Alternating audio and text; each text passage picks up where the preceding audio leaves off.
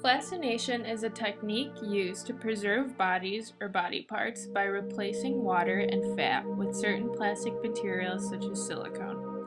The word plastination comes from the Greek word plastein, which means to shape or form. Plastination is not only a way to preserve bodies, but it has also been used to teach others about the human body and its functions.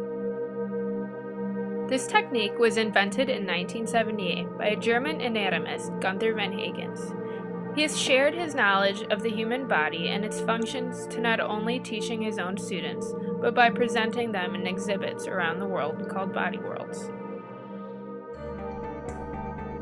So you're probably wondering, how does this process work and how long does it take? Well, there are 5 major steps in the plastination process. The first step is embalming and dissection. Formalin is inserted into the body to stop the decomposition. The skin, fat, and connective tissues are carefully removed. The second step is removal of body fat and water.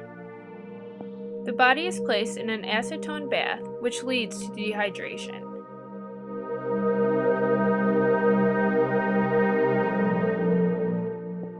Impregnation is the third step, which is to place the specimen in a vacuum chamber filled with polymers, such as silicone and polyester.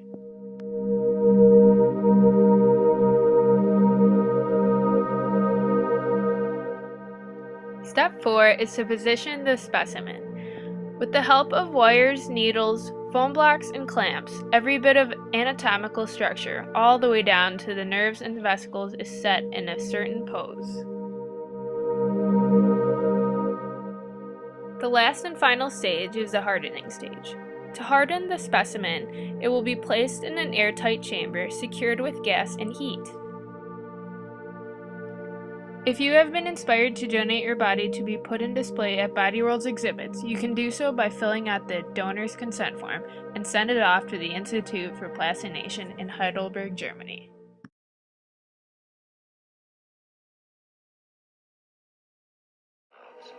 This is liquid nitrogen used in the process of cryonic preservation.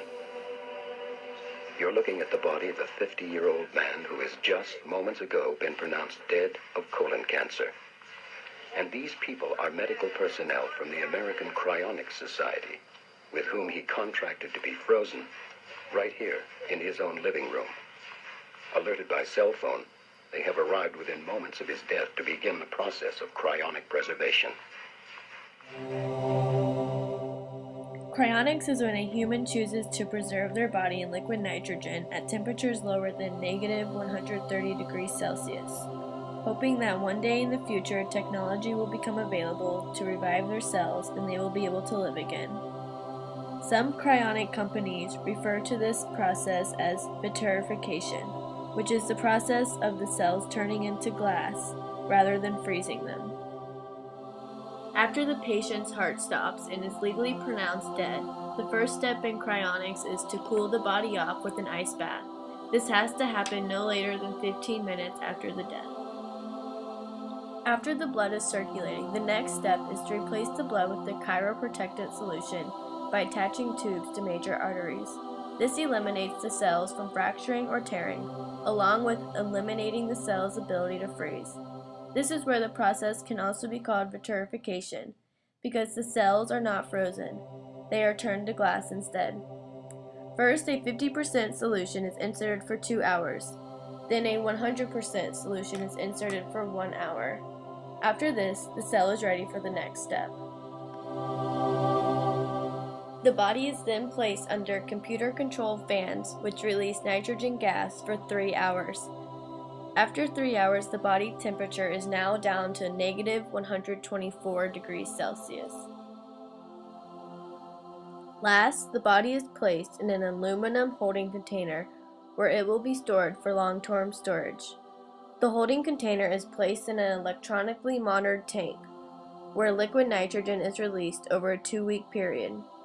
Slowly, the body temperature will reach its final destination of negative 196 degrees Celsius. The next step is waiting for future technology to come up with a solution for reviving the cells.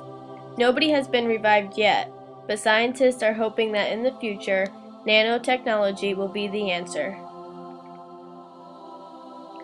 Nanotechnology is a solution scientists are still working on that will allow the cell to be manipulated at molecular levels. Scientists believe that this technology will bring amazing capabilities for analyzing and repairing injured cells and tissues.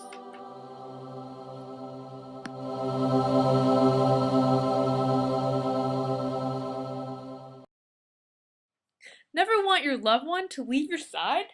How about turning them into diamonds that you can wear? To convert your loved one's ashes into diamonds.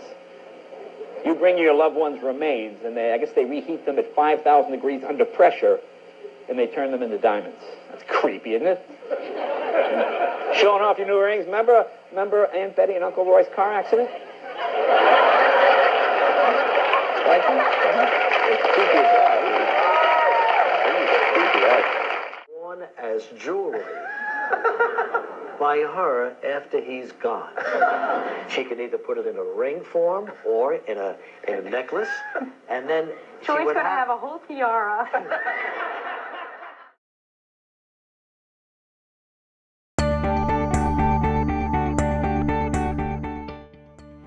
LifeGem is a certified high-quality lab-created diamond company who are capable of turning your loved one's remains into precious gems.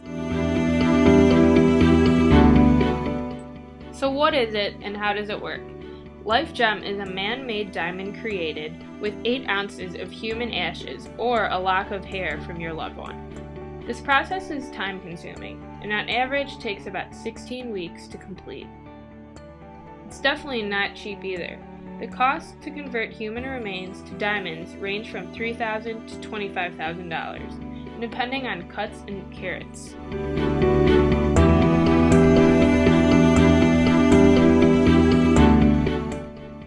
So you want Grandma to be with you 24/7? Well, all you need is a lock of her hair or her cremated ashes. The first step is to send her existing remains to LifeGem's labs. From that, carbon will be captured.